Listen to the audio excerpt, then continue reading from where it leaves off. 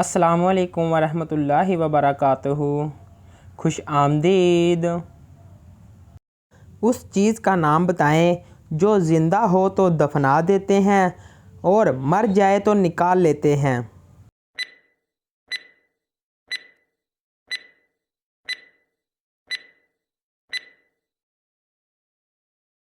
सही जवाब है दरख्त। पाकिस्तान के किस शहर को लिखते वक्त 15 नुक्ते लगाने पड़ते हैं?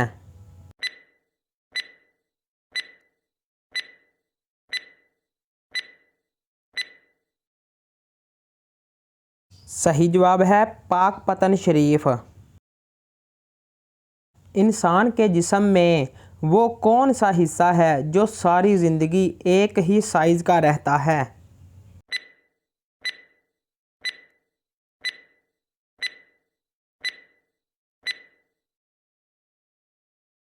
सही जवाब है आँखें। वो कौन सी चीज़ है जो हमेशा नीचे आती है लेकिन कभी ऊपर नहीं जाती?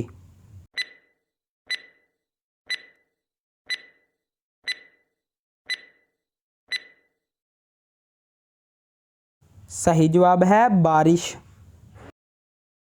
उस चीज़ का नाम बताएं जो गर्म करने पर जम जाती है।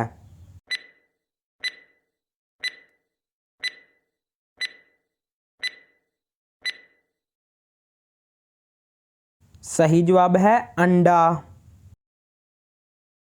दुनिया में सबसे ज़्यादा इस्तेमाल होने वाली चीज़ कौन सी है?